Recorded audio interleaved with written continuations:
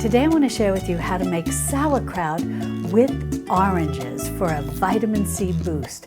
Plus, I share a little secret ingredient with you that's going to make your ferment successful every time.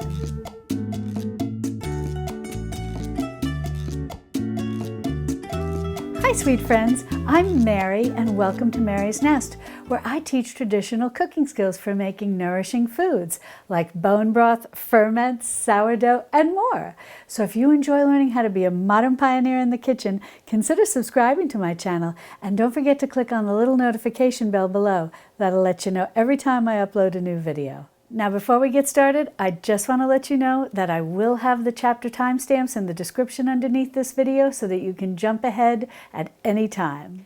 Plus, I'll also have the link to the printable recipe in the description. First, let's go over the equipment that you're going to need to make the sauerkraut. A half-gallon jar is perfect, and it can be any jar. This is a canning jar, but any half-gallon size jar you have is great. And with a lid, the lid doesn't need to be airtight. Just any lid that you have will work. And then you want to have some sort of small jar. This is a typical canning jar. It's often called a jelly jar, but it's 4 ounces. So any small jar like this will work very well.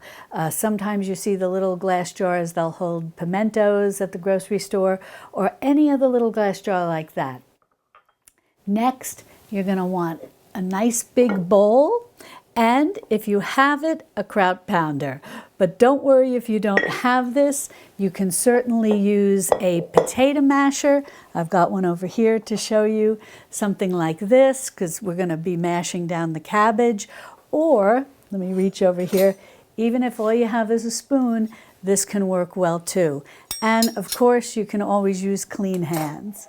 Now, I've just got a knife here. You certainly, if you have a food processor and it has one of those grating discs, you can certainly use that when it comes time to cut up the cabbage. But I find, especially if I'm just making a small batch like this with 1 head of cabbage, a knife is really all you need. Next, a blender can come in very handy. And it doesn't matter, this is just a plain blender. If you have a high-speed blender, that's fine too. Any blender can come in handy, but if you don't have a blender, don't worry.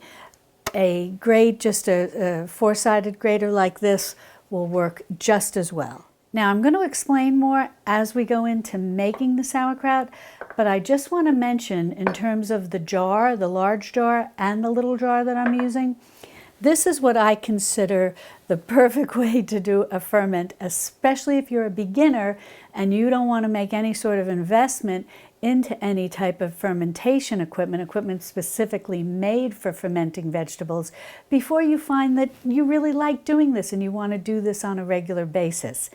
This is really all you need. Now, are there pickle pipes? Are there glass weights? Are there other fermentation devices? Yes, but again, if you're a beginner, this is all you need. And I'll tell you something, even though I make a lot of ferments, I still like this system the best. Now let's go over the ingredients that we're going to need to make this sauerkraut. First of all, the star of the show, your cabbage. And I'm just using a plain, typical, regular cabbage. You can certainly use the Savoy or the Chinese cabbage. That works very well also. But what you're looking for in terms of amount that's going to fit into this half-gallon size jar is a 3-pound head of cabbage. Now, what is a 3-pound head of cabbage? As you can see, this is a 3-pound head of cabbage, and this is the perfect size you're looking for. I often say bigger than a baseball, but smaller than a basketball. And what I recommend is if you're new to buying cabbage and you're not exactly sure how much your cabbage weighs, if you're buying it at a grocery store, simply put it on the grocery store scale. And if, say, you're at the farmer's market, this may seem a little silly, but if you have a tape measure and you measure the circumference of a cabbage, a 3-pound cabbage is going to have about a 20-inch circumference. But I don't want you to get too worried about it. Whatever size cabbage you have is going to work, and if you have extra that you can't fit into your jar, you can always put that into a second jar. And speaking of a second jar, If you absolutely cannot find a half-gallon jar, you can divide this recipe up into 2 quart-sized jars. Next, you're going to need some salt. You can use a fine ground sea salt or you can use a coarse ground sea salt, and I'll explain the differences in amounts that you're going to need when fermenting 3 pounds of cabbage. Today, I'm using a fine ground sea salt. However, I've also used a coarse ground sea salt. That's just with the larger granules, and either will work. But what you need to focus on is that you want to use something that's just salt. If the salt that you have lists other ingredients, you don't want to use that. It may say things like anti-caking agents.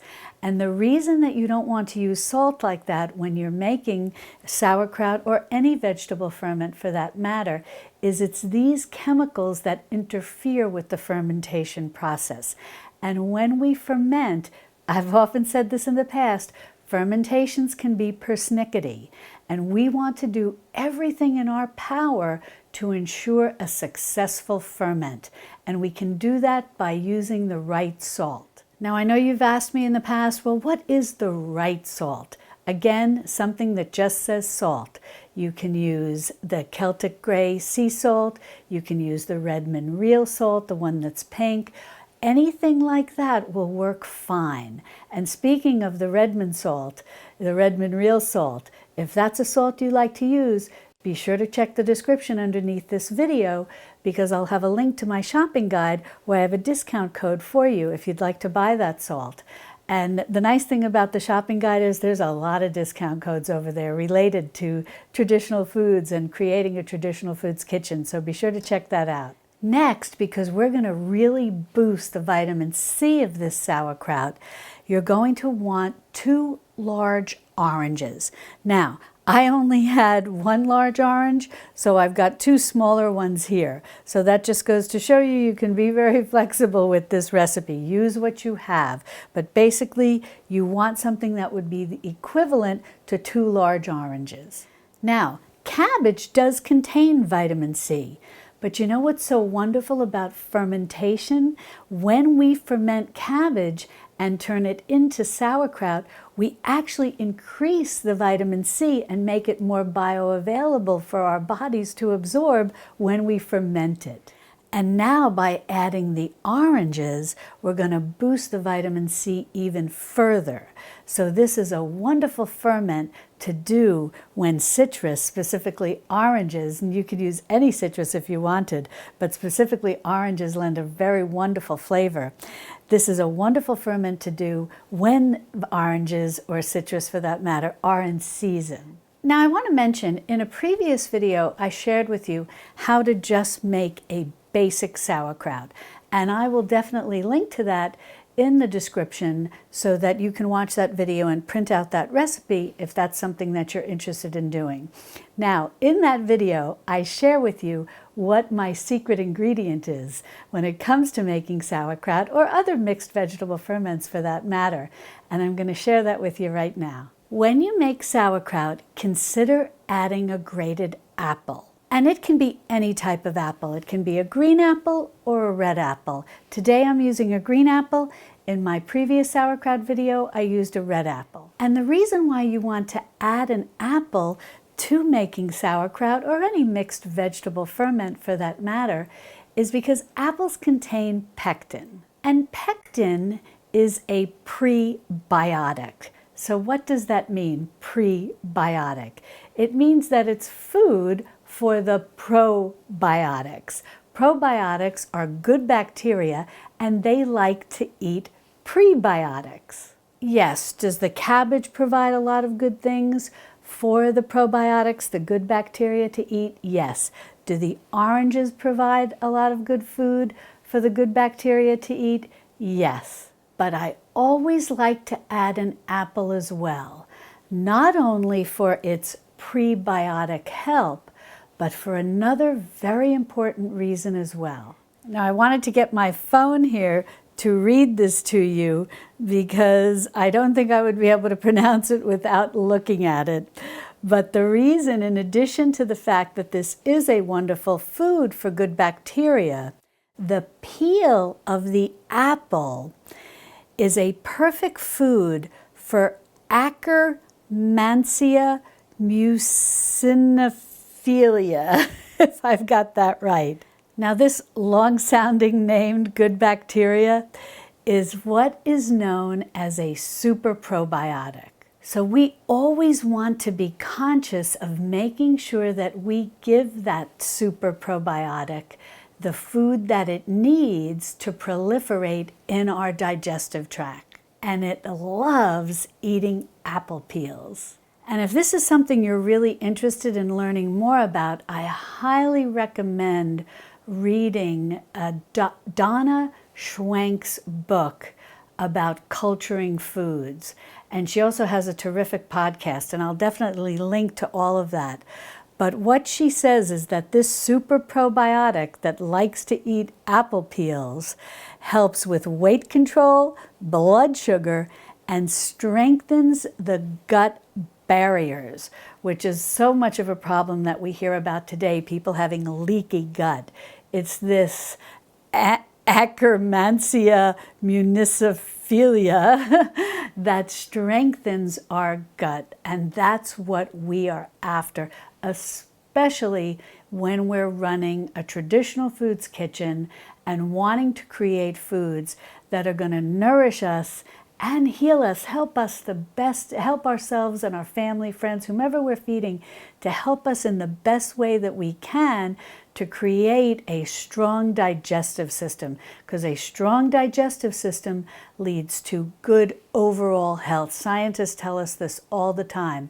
Having a digestive system that's rich in good probiotics, especially this super probiotic, is going to nourish not only our hearts, our brains, but our whole body. I just wanted to quickly show you, Donna has 2 books.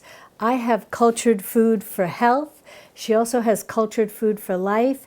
If you are interested in making cultured foods, these are fantastic.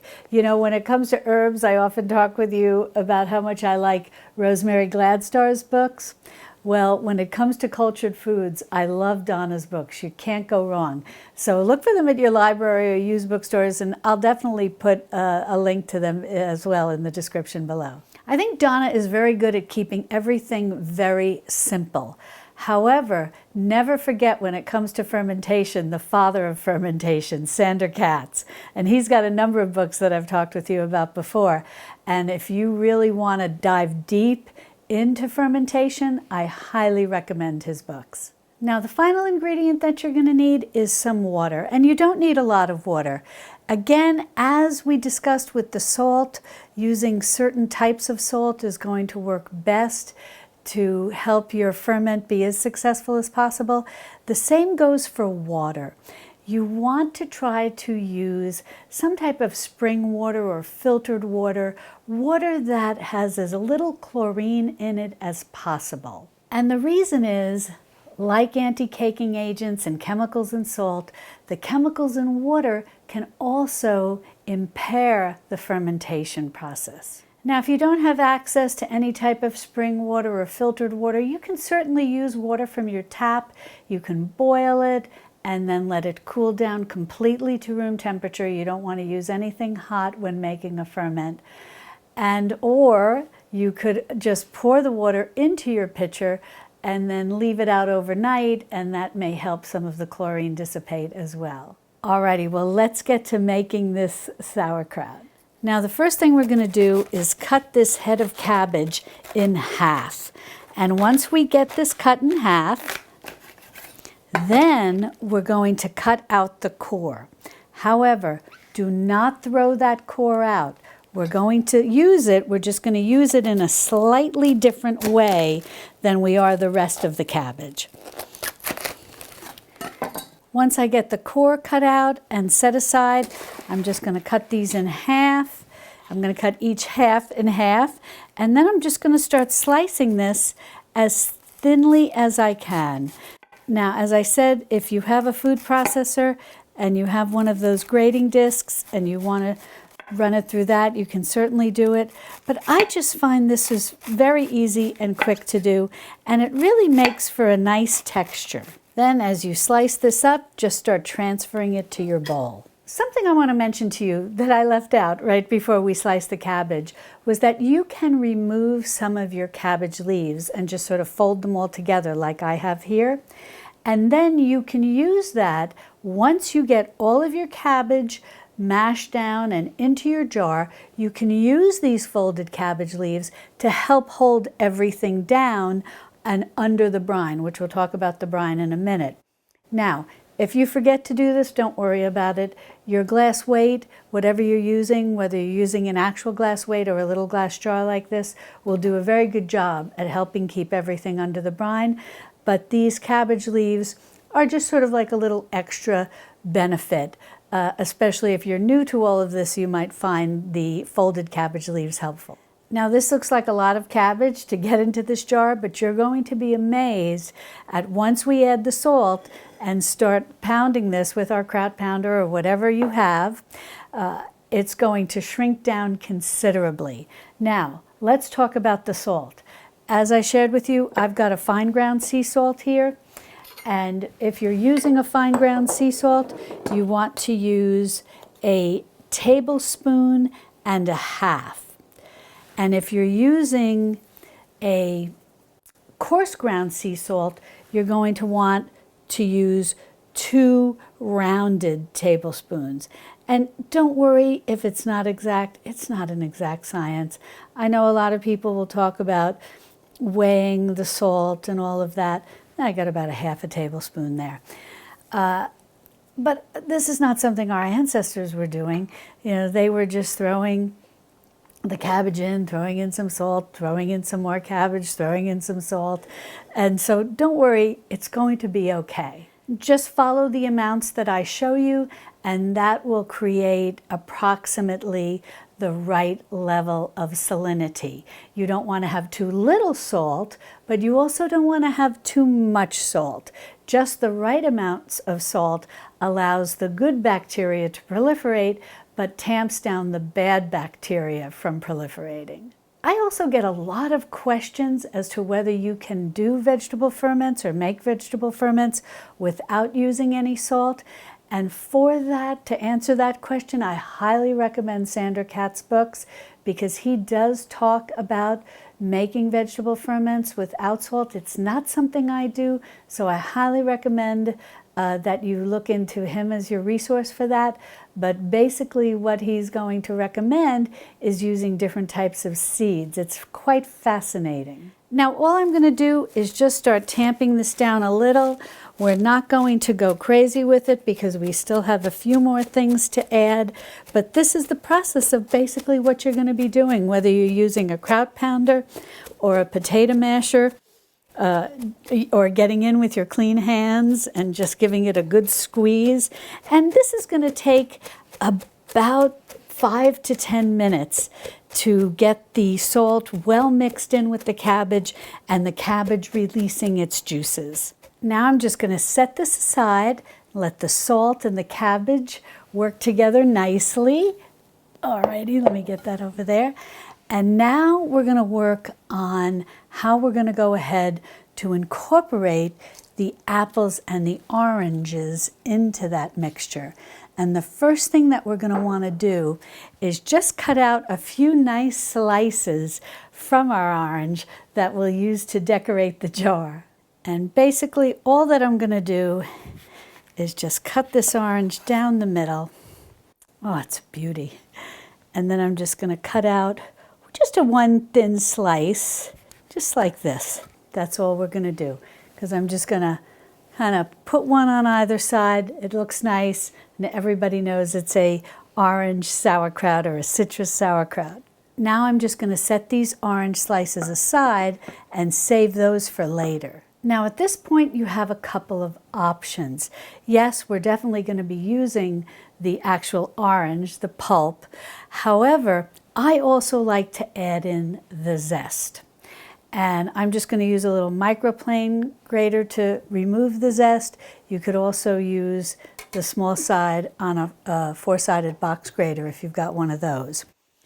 And I'm just going to do this very gingerly to get off all the zest. And once I accumulate a good amount of zest on my microplane grater here, I'm going to go ahead and just put this right in with my cabbage and salt. The reason I like to add the zest into my sauerkraut is zest is very rich in nutrients.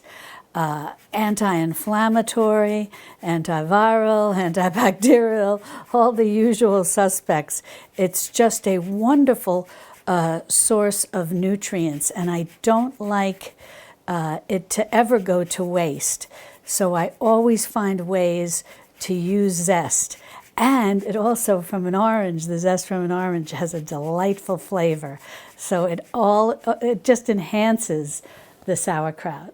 Now, if you would prefer not to add in the zest to your sauerkraut, that's fine. You don't have to, but I highly recommend that you save the peels from your oranges for when you make homemade bitters. And they're wonderful for aiding in digestion.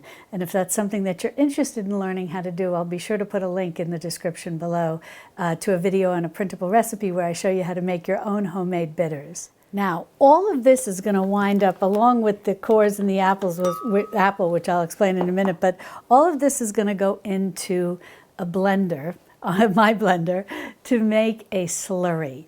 And that slurry is then going to be poured in with our sauerkraut. We're going to mix it all up, and then we're going to put it in our jar and compress everything even further. The question is, do you want to include the pith, this is the white part that's in your citrus, or not? The pith, like the zest, is also very rich in nutrients. However, it does have a bitter flavor. So if you do not want to include the pith, then you're going to want to basically peel this, or just simply use your knife and slice off the peel of the orange. I like to add in the pith. I really like to make my sauerkraut, and in this case a sauerkraut made with oranges, a very nutrient-rich food. And so I like to add in the zest and the pith. And I don't find that the flavor, when it's mixed in with the cabbage and the zest and the orange pulp and the orange juice, I don't find that the sauerkraut, the final product, has a bitter flavor. So I like to include it. So I highly recommend that you experiment and see what you like. But if you do like adding in the pith, then all you have to do at this point is simply slice up your orange, and basically just kind of small pieces, anything you think your blender can handle. Well, I've got my oranges all cut up and in my blender. Now we're going to go ahead and cut up our core.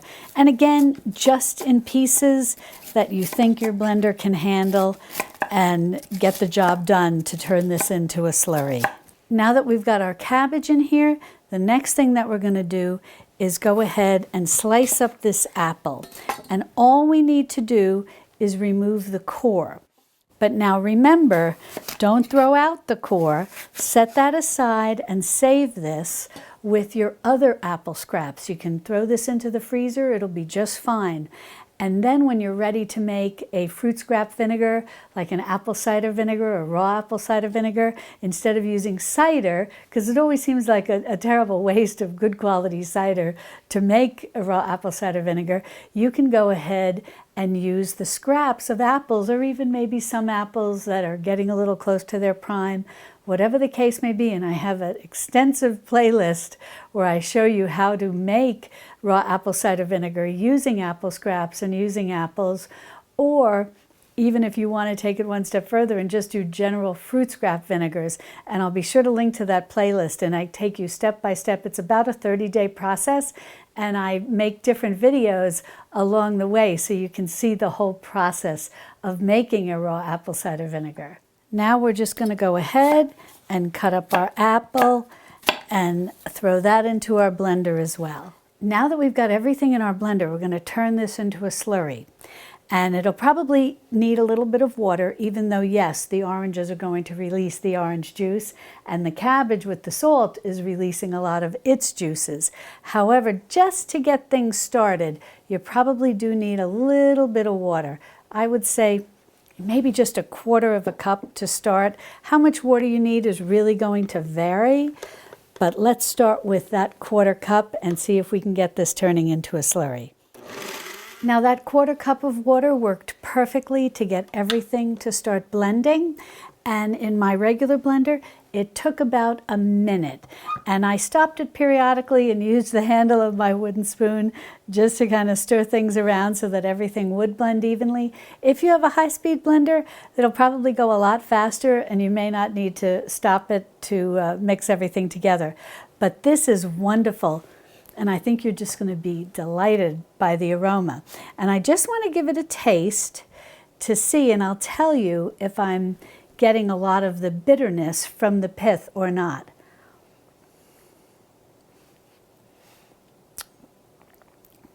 I'm really not picking up a lot. I think with the pulp of the orange and the apple, it really makes just for kind of a nice citrusy flavor. However, you know, again, you can easily peel your orange and leave the pith out, but I do like the nutritional boost. Now, one thing I want to mention, because this does come up a lot, do you need to use everything organic when making this? And the answer is no. If you're concerned about your cabbage not being organic, you can remove some of the outer leaves. Don't use those for your little cabbage cap. Remove additional leaves. If your apple and oranges are not organic, I still recommend using the peel of the apple as well as the zest of your oranges, because they do contain excellent nutrition, and they're very good at, as we mentioned in the case of the apple skin, feeding that very wonderful super probiotic in our digestive tract. Now, what can you do? You can certainly use mixtures of like vinegar and baking soda to clean the exterior of your fruit. That's been found to help reduce some of the pesticides that are on the exterior of fruits and vegetables. But something I want you to keep in mind is that organic does not mean pesticide-free. And even I believe it's called the Environmental Working Group, has talked about how we have become so concerned about always making sure that everything we eat is organic that many people who can't afford organic will forego all fruits and vegetables. And you don't want people to do that. You want people eating fruits and vegetables. You know, wash them well. In certain cases, maybe you do want to remove the skin. And also focus on the Clean 15. Those are fruits and vegetables that have although pesticides are used on them, they have the least amount of pesticides. Whereas organic fruits and vegetables may also be treated with pesticides. They're ones that are approved, at least here in the United States. I'm not sure about other countries, that are approved by either like the U.S. Department of Agriculture or the Food and Drug Administration. I'm not exactly sure who approves all of this. And sometimes they're used in lesser amounts, sometimes there's certain things that are approved, and so on and so forth. But I never want you to forgo eating fruits and vegetables because organic may be out of your price range. Do the best that you can and wash your produce best that you can. My apple and my 2 oranges were not organic, but before filming this video, I gave them a real good washing and a little bit of a scrub with baking soda. Now, I want to say that this can also sometimes go against the general rules of fermentation because there are wonderful good bacteria and yeasts on the outside of our fruits and vegetables that help with the fermentation process. However, it really has to be up to you as to what you're most comfortable with, because even if you wash your fruits and vegetables, there are still plenty of yeast and good bacteria that are going to be part of your fermentation process to help it be successful. So I never want you to worry if you are most comfortable washing everything first. Now we're going to go ahead and add in our slurry to our cabbage and salt mixture. Now I'm just going to take my spoon and I'm going to mix this slurry in with our cabbage, and then we'll switch to our kraut pounder and start pounding all of this down. Now we're just going to be mashing all of this with our kraut pounder. And the job is actually very easy since we got it started at the very beginning of the video with the salt and a little bit of mixing and mashing and then setting it aside. The cabbage had started releasing a lot of its juices. Now, I want to mention that in addition to the regular sauerkraut video that I share with you, and now today this sauerkraut with oranges, or as maybe a citrus sauerkraut, my friend Michelle over at Chocolate Box Cottage has a wonderful video here on YouTube along with a printable recipe over on her website for what she calls a golden sauerkraut. And it's just a whole host of all types of vegetables that makes it incredibly tasty. And what's nice about that, if you've ever found that you're maybe not a fan of sauerkraut, but I think you will be when you start making it homemade. But if you found that you just wanted some more or different flavor, hers is a very flavorful version. Now all we're going to do is take our jar and start loading this in. And we'll also use the kraut pounder to further press everything down, because that's the secret to a good ferment like this, is to keep it very tight, very tightly compacted, compressed, and then weighted down and kept under the brine. And you'll see as we compress this with our kraut pounder in the jar, all the liquid that's going to start coming to the top. And if you have sufficient liquid, that's great. If not, we can top it off with a little bit of our water. A sauerkraut like this with oranges can be used in a lot of different ways. I really like it as an accompaniment, you know, in essence, like a condiment, rather than just eating like a big bowl of it. A condiment along a roast chicken, a side of roast chicken, it's wonderful with that. It also can be a nice condiment to use to top sandwiches, even chicken salad, a chicken salad sandwich, it's wonderful. Alrighty, now I'm going to show you as we're loading this in, as I use the kraut pounder. And again, if you don't have this, maybe a spatula or a wooden spoon, anything like that, you're going to start pressing this down. See all that liquid that's rising to the top? And I'm actually compressing you'll see when I'll do this a few times, and you'll see how much lower down that's going. Now you can certainly use a wide mouth funnel to kind of make the job a little neater, but I kind of just go ahead and get it all in because it's going to be filled up to here anyways, so I don't worry about it not being particularly neat.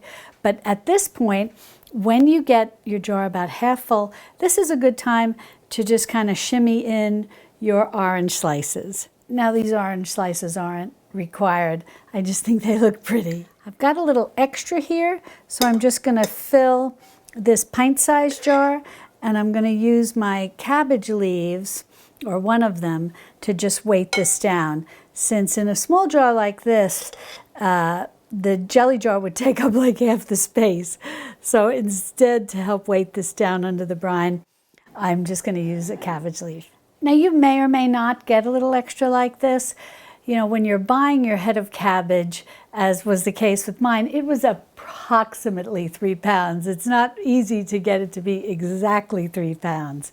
So you may have a little extra one way or the other, or a little less. Either way, it's going to be fine. Well, I've just tucked my cabbage leaf, just one of them, right on top, and it fits perfectly, and it's holding everything under the brine. Now I'm going to take my little jelly jar, and I'm going to put this right on top, and then I'm just going to give everything a good press down. Next, I'm going to take my lid. This is just a plastic storage lid that's made for canning jars once the canning lid and the canning ring are removed and the contents is open.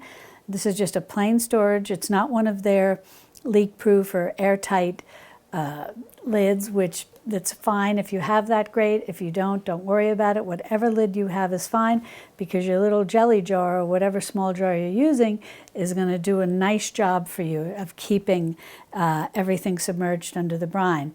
And you're just going to take your lid and you're going to put it on. Your jar might be, if you notice, mine sticking up a little. That's okay. That's actually perfect, because as you screw your storage lid down, it's going to put pressure on the jar, which is then going to put pressure on all the contents of your ferment. Perfect. Since we're just using this simple system and not a more elaborate fermentation system, there are some steps that we need to take. Now, if you like the idea of having a glass weight and a pickle pipe, be sure to check out the description underneath this video, because I have a link to Mason Tops with a discount coupon code for you. Again, it'll take you over to my shopping guide where I have all those discounts. And so if you want to purchase those things, be sure to use that discount. It'll help you save you a little money. Alrighty, now what we need to do with this is find a place that is somewhere between 68 degrees Fahrenheit and 72 degrees Fahrenheit. And that may be right in your kitchen or maybe somewhere else in your house. And if you're new to ferments, you're going to have to kind of experiment a little to find that sweet spot, so to speak. For me, it can often be a shelf in my bedroom closet. So you never quite know where you're going to find that nice temperature range.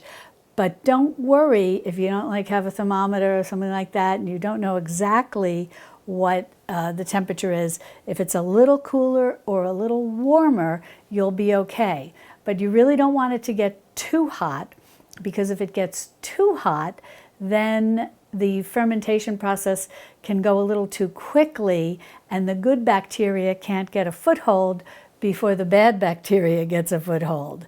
So you really do want to try to keep it not too warm. Try, if you think that your house is going to start getting above 75 degrees Fahrenheit, that's going to be too warm.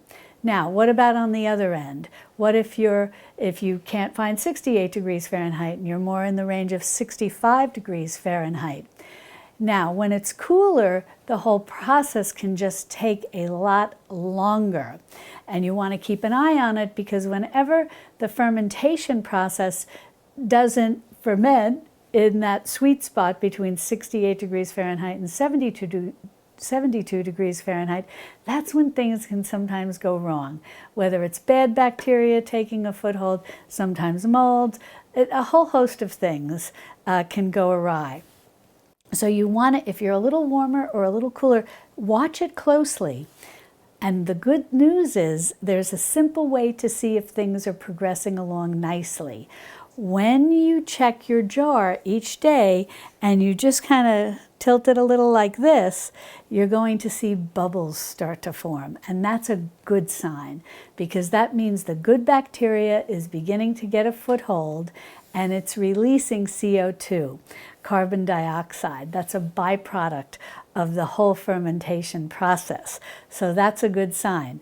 Now, what's the extra step that I'm talking about in the event that we are using this simple system as opposed to a more elaborate fermentation system? What you want to do is make sure that each day you do what I call burp your jar. And that is simply to loosen it and then retighten it. And you're just releasing some of that CO2, some of those bubbles that you see building up. Because if we don't release it, it can be a lot of extreme pressure, and we certainly wouldn't want the jar to break. Now, an important tip that I want to share with you, really regardless of what type of fermentation apparatus you're using, is give serious consideration to getting a bowl in which your jar will fit and can rest nicely. Because what can happen as the fermentation process starts, sometimes some of the liquid can dribble out. Even though you might have your jar lid on very tightly, it can dribble out and it can make a mess. But the good news is, if you have a bowl, it's simply going to come into your bowl. You can empty it out, clean off your jar, and put it back into the bowl to catch future liquid. Now you want to leave this in that sweet spot of 68 degrees Fahrenheit to 72 degrees Fahrenheit for about 7 to 14 days. Now, do people ferment sauerkraut a lot longer than 14 days? Yes, and as it's maybe in a big crock and fermenting over time, it will get softer and softer and softer. But for the beginner, I generally recommend 7 to 14 days and then transferring it to your refrigerator, where it will continue to ferment just at a much slower rate. And this way, your ferments should stay fresh and enjoyable to eat for about 6 months, although peak is usually somewhere in the 2 to 3 month range. And the reason I recommend 7 to 14 days is because I think that's when, taste-wise, you're going to enjoy this the most. I recommend that at 7 days, you start to test this, preferably using pH strips. These are wonderful reassurances for the beginner. Now, this is what my pH strips look like, but they come in all different types of styles and varieties. But for ferments, what you're looking for is ones that will test the lower end of the pH scale, because a successful ferment should register at a pH of 4.6 or less. Now, I've pulled out a little bit of my pH tape, and what I'm going to do is, this is a vegetable ferment that I made about 5 or so days ago, and I'm just going to pull out a little bit of the brine and transfer it to a glass here, just to make things easy for me. Then I'm going to take my pH strip, and then I'm going to stick it into this brine, just wiggle it down into the brine. See, I'm getting the strip all wet. Then you'll see it's changed color. Then we have a scale here on the front of our pH strips. And then we're going to take this and we're going to compare it as to where it is. And this is somewhere, gosh, I would say it's somewhere between 3.5 and 4.0, which is perfect. It's 4.6 or less. Now, if you think, oh, that's not a big color difference, is that really measuring the pH? It is, because I want to show you, we're going to take some water and we're going to put this in our glass, and then we're going to take another piece of our pH strip, and then you can see with the water, see that? Oh, look at that dark green, right? And that's probably 5.5. So when you test your ferment and it's 5.5 or 5.0, it's not done with its fermentation process yet. So pH strips can be very reassuring to the new fermenter. Now, as you become more experienced, you'll be able to tell from your eyes and your nose, if your ferment has been successful. Now, what if you see different things going on in your ferment? What if you see mold developing? I'm of the school of thought that it's best to discard it. Some people will say, remove the mold and allow it to continue to ferment, because at some point the pH is going to drop down, as it did in this, below 4.6, and it's not going to make a hospitable environment for the mold. That may be true. However, I'm just not comfortable doing that, so that's something that you need to make a decision about and then decide what you're most comfortable doing. also, sometimes you might see a white web. It looks like a web, and I'll include a picture, a white web forming on the top of your ferment. That's less rare with these anaerobic ferments, ferments that we're keeping the air out of, versus your aerobic fermentation process, like when we are making vinegar. However, if you do see that white sort of spider web looking film on top of your ferment, but it's not fuzzy. Fuzzy usually indicates mold. That is nothing to be concerned about. It's a pest, but it's not going to hurt us. It's called Kahm yeast. You'll want to remove it and just let the ferment continue on its journey. It may return, you can remove it again, but once you're done with your fermentation process and you refrigerate your ferment, chances are you're not going to have any more problems with the Kahm yeast. Now, what if you reach 7 days and your pH is not below 4.6? That's why I have said you can go 14 days. But after 14 days, if you have still not seen your pH drop below 4.6, I am not comfortable leaving it out any longer.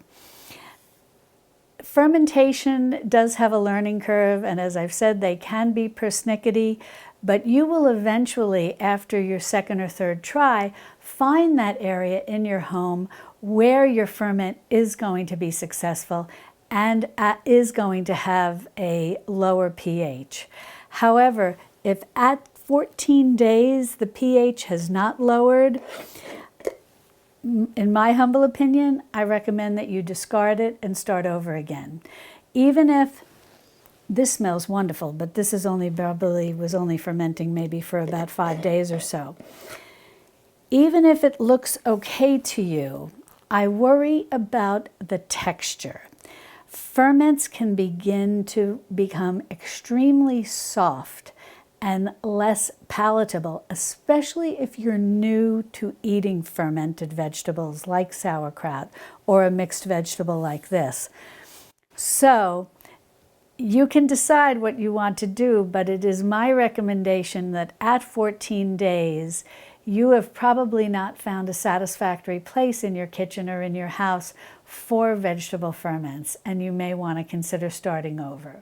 Now, assuming everything's gone well, by 14 days, your pH is at 4.6 or lower, and you want to go ahead and taste your ferment. And why 4.6? That's because that's when it is very difficult for bad bacteria to proliferate, so you know that your ferment is safe to eat. I know many of you have said that to me, oh, I want to make sure that it's safe to eat. I don't want to make anybody sick, and I understand that completely. And so that's why, as a beginner, these can often be your best friend. So at 14 days, it's got a pH below 4.6, and you go ahead and taste it. You love the texture, but you find that it's salty. This is very common, but it's not a bad thing. Most ferments will taste salty initially. However, the good news is you're going to go ahead and put this in the refrigerator. While it's in the refrigerator, the vegetables are going to begin to absorb more of that salty brine, and they are going to become more flavorful. And then the brine that's clinging to the vegetables is going to be less salty. And after about 2 weeks, your ferment that you've refrigerated, that you first fermented on the counter and now refrigerated, is going to taste great. Now, as you see, I'm getting ready to put this one in the refrigerator, and I have removed the weight. I know I've gotten a lot of questions about that. Yes, you want to remove the weight and then go ahead and refrigerate your ferment. So ferment at 68 degrees Fahrenheit to 72 degrees Fahrenheit. Check the pH, make sure it's below 4.6. Remove the glass jar, the little glass jar, refrigerate it, wait 2 weeks, And then your ferment, your vegetable ferment, in this case, your sauerkraut with oranges, is going to be ready to enjoy. Now, if you'd like to learn how to make more ferments, a whole host of vegetable ferments, as well as other ferments, including things like kombucha and kefir and a whole host of things, be sure to click on this video over here where I have an extensive playlist that's going to teach you all about how to make a wide variety of fermented foods. And I'll see you over there in my Texas Hill Country kitchen. Love and God bless.